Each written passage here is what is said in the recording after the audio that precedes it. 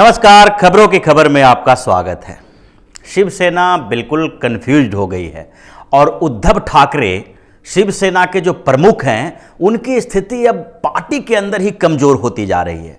Party के बाहर से तो उनके ऊपर दबाव पड़ ही रहा है, अब पार्टी के अंदर भी उनके सांसद उनकी बात मानने से इनकार कर रहे हैं। यानी सांसदों के अंदर एक खलबली मची हुई है कि उद्धव ठाकरे जिस तरह से कांग्रेस के इशारे पे सारा काम करने की कोशिश में लगे हुए हैं, सारा काम कर रहे हैं, उससे उनके सांसद जो हैं उनको ये लगने लगा है कि अगर हम इसी तरह से आगे काम करते रहें तो अगले चुनाव में हम किस मुंह से जनता से वोट लेने के लिए जाएंगे।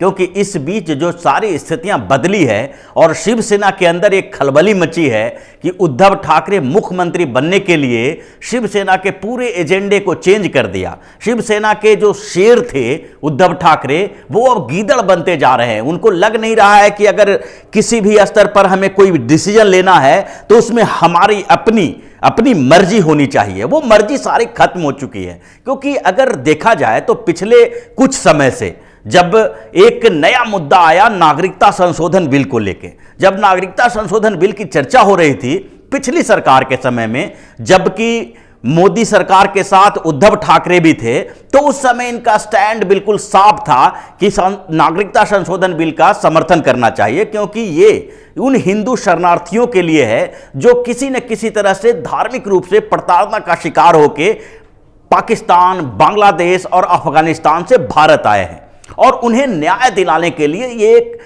नागरिकता संशोधन विधेयक लाया गया था और जिसके समर्थन में शिवसेना थी। लेकिन इस बार कुछ स्थितियां ऐसी हो गई कि शिवसेना को इस पर पूरी तरह से शिवसेना कंफ्यूज हो गई।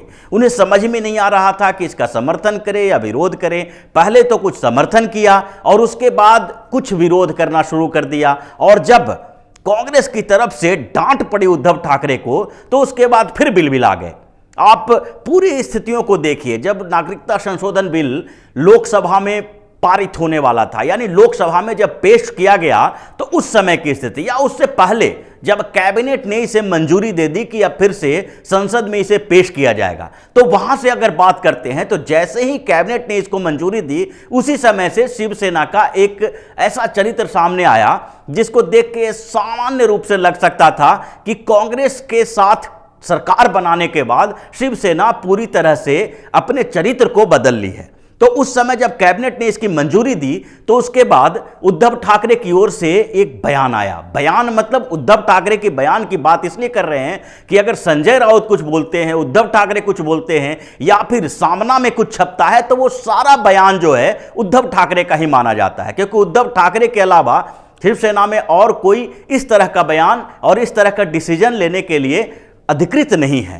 तो उस समय इन्होंने कहा कि हम नागरिकता संशोधन बिल पर समर्थन करेंगे, क्योंकि नागरिकता संशोधन बिल देश हित में है और राष्ट्रीय हित के मुद्दे पे हम किसी तरह का कोई समझौता नहीं कर सकते हैं। संजय राउत तक ने कहा था कि राष्ट्र हित के मुद्दों पे हम उस तरह के समझौते नहीं कर सकते हैं कि महाराष्ट्र में अगर हमारे सरकार के साथ किसी का सहयोग है और हम किसी के सहयोग से सरकार बना रहे हैं तो ऐसे में हम केंद्र में कुछ भी बिल जो पास होना है, जो विधेयक लाया जाना है, वो अगर राष्ट्रीय हित का है तो उस पर हम अपना अलग स्टैंड रखेंगे, हमें एनसीपी और कांग्रेस से कोई मतलब नहीं है। लेकिन जैसे ही लोकसभा में बिल पेश हुआ और उसके बाद उस समय तक जो शिवसेना के अंदर थी वो कंफ्यूजन की स्थिति थी। उद्धव ठाकरे कुछ और बोल रहे थे, उसके सांसद हैं जो शिवसेना के 18 सांसद लोकसभा में हैं, उनका कुछ अलग मानना था। तो दोनों के बीच ये रस्साकसी चल रही थी। कसमकस के बीच शिवसेना बिल्कुल कंफ्यूज हो गई और उन्हें ये तय करने में मुश्किल हो गई कि किस तरह से हम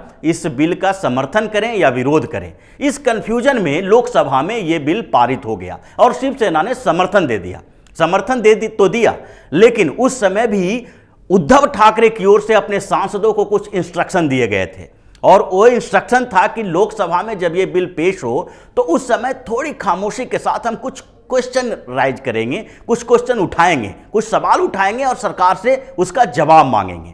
उद्धव ठाकरे के इस निर्देश का पालन तो किया गया और शिवसेना की तरफ से कुछ प्रश्न उठाए गए, लेकिन उसके बाद जो उद्धव ठाकरे ने कहा था वो निर्देश का पालन नहीं किया गया, क्योंकि सांसद बिल्कुल सोच रखे थे कि हमको इस बिल का समर्थन करना है, और उसमें से ज़्यादातर सांसदों का मानना था कि हमें भाजपा के साथ इस बिल पर होना चाहिए। इसलिए उद्धव ठाकरे ने उस समय बोला कि हम अगर समर्थन करने की बात करते हैं तो समर्थन करने का एक और तरीका होता है कि वॉकआउट कर जाना, यानी कि जो लोकसभा में सदस्यों की संख्या कम हो जाए, इसलिए बिल पास करने में कोई समस्या ना आए। ऐसे भी लोकसभा में कोई समस्या आने वाली नहीं थी, क्योंकि मोदी सरकार के पास अपने आप बहुमत था लोकसभा में, और यहां पर अगर शिवसेना और दूसरी पार्टियां समर्थन नहीं भी देती तो यह बिल आसानी से पास हो जाता। और इसलिए शिवसेना को ऐसा लग रहा था, उसके सांसदों ने भी उनके निर्देशों का पालन करने के बजाय अपना एक बागी रुख अख्तियार कर लिया। उन लोगों ने इसके समर्थन में वोट दे दिया। अब उद्धव ठाकरे परेशान हो गए कि आखिरकार हमारे साथ हो क्या रहा है।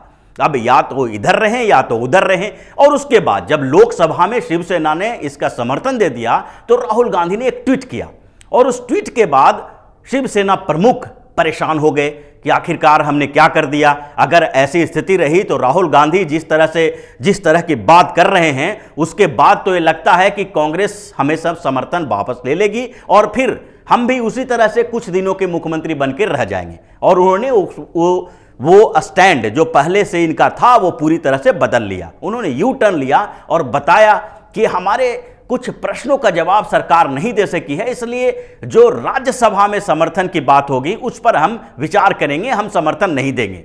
और ये पूरा दबाव जो था वो कांग्रेस का था। कांग्रेस ने खरी खोटी सुनाई और बताया कि भाई अगर आप राष्ट्र के साथ, देश के साथ रहना चाहते हैं, राष्ट्र और देश का मतलब कांग्रेस का मतलब कांग्रेस के साथ। कांग्रेस का राष्ट्र का परिभाषा अलग है, कांग्रेस के देश हित का परिभाषा अलग है, और वो परिभाषा क्या, अगर हमारे दायरे में रहना चाहते हैं तो हमारे साथ रहें, तो हमारे हर मुद्दों पे हमारा समर्थन करें। ऐसा नहीं होगा कि आप हमारे साथ सरकार बनाए हुए हैं और दूसरे के साथ जाके वोटिंग कर रहे हैं। तो ये कांग्रेस का स्टैंड था, और कांग्रेस ने जो ये बात कही उससे उद्धव ठाकरे बिलबिला गए। उन्हें परेशानी होने लगी कि लगता है अब कांग्रेस समर्थन वापस ले लेगी, और इसके बाद इन्होंने यू टर्न लिया और राज्यसभा में समर्थन पर पुनर्विचार करने की बात सोची।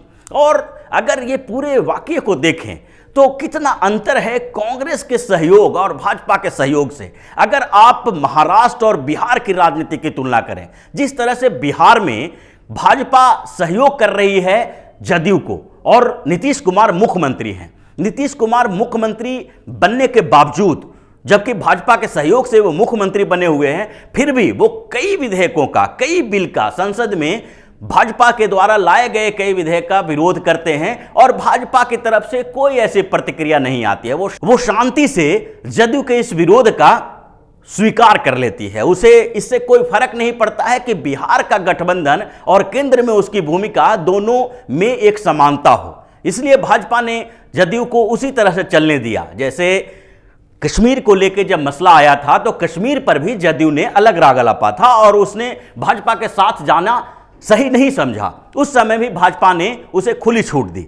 वही चीजें जब चलती रही तो उसके बाद जदयू ने अपने जो बिहेव है, जदयू ने अपनी नीतियों में परिवर्तन किया, और इस बार जब नागरिकता संशोधन विधेयक लोकसभा में और राज्यसभा में आया तो उस समय जदयू ने इसका समर्थन किया, और इसी की उम्मीद जदयू से की जा रही थी भाजपा की तरफ से, क्योंकि जदयू ने अपना स्टैंड ऐसे ही नहीं बदला था। उसके लिए उन्होंने पूरी तरह से जांच परख की थी, अपनी टीम भेजी थी और इस पर पूरा एक रिपोर्ट तैयार किया था कि हमें इस पर क्यों समर्थन देना चाहिए, लेकिन भाजपा की तरफ से उस पर दबाव नहीं डाला गया था। अब वहीं से उठ के महाराष्ट्र की राजनीति की तरफ चलते हैं। महाराष्ट्र में उद्धव ठाकरे कांग्रेस के साथ सरकार बनाए हुए हैं, और कांग्रेस बार बार हर मुद्दे पे उनका जो बयान आता है, उनका जो समर्थन का और विरोध का तरीका है, उसको बदलने की कोशिश में लगी हुई है।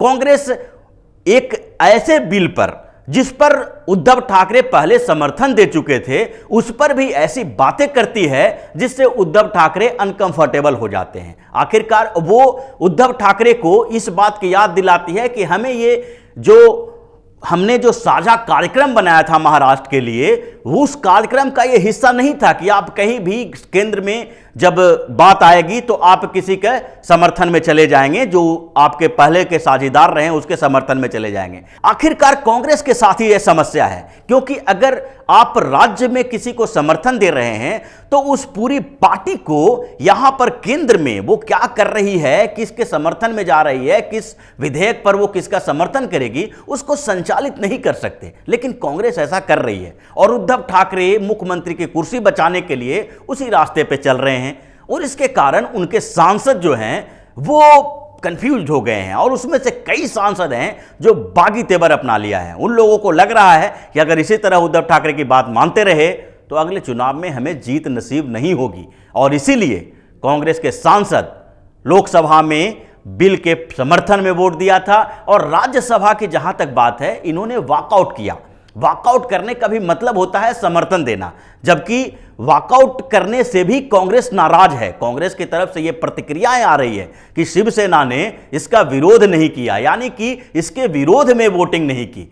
तो ये पूरी जो व्यवस्था है शिवसेना की वो चरमरा सी गई है और उद्धव ठाकरे अपनी ही पार्टी में अलग थलग पड़ते नजर आ रहे हैं और उनको लग रहा है अब कि अब हमारे विधायक और सांसद बागी होते जा रहे हैं। अगर आगे इसी तरह से कांग्रेस के इशारों पे काम करते रहे तो फिर वो दिन दूर नहीं है जब शिवसेना कई टुकड़ों में बढ़ जाएगी या फिर शिवसेना के कई सांसद और विधायक पार्टी छोड़कर दूसरे पार्टियों के साथ चले जाएंगे, क्योंकि उन्हें लग रहा है या तो हम बीजेपी के साथ रहें या कांग्रेस के साथ रहें। अगर शिवसेना के साथ रहते हैं तो फिर कांग्रेस के इशारों पे काम करना पड़ता है, तो उससे बढ़िया है कि कांग्रेस के साथ ही चल जाए, या फिर शिवसेना के साथ रह के हम कांग्रेस के इशारों पे काम करते हुए अपने जनता के साथ नहीं जा सकते हैं जनता के पास, तो ऐसी स्थिति में या तो फिर हम भाजपा के साथ ही चले जाएं। तो इस कंफ्यूजन में कुछ समय और लगेगा और कुछ समय के अंदर ही कई ऐसे मामले सामने आएंगे, कई ऐसे मुद्दे सामने आएंगे जिस पर शिवसेना में कई टुकड़े हो जाएंगे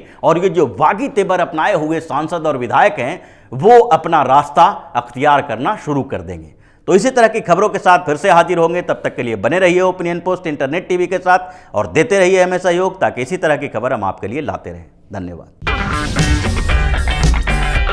अगर आपको हमारा वीडियो पसंद आया हो तो इसे लाइक करें, हमारे चैनल को सब्सक्राइब करें और हाँ, बेल आइकन दबाना ना भूलें ताकि आप तक हमारे वीडियो की नोटिफिकेशन पहुंचती रहे। आप अपना सुझाव हमें कमेंट बॉक्स में दे सकते हैं। हमारे साथ जुड़ने के लिए शुक्रिया।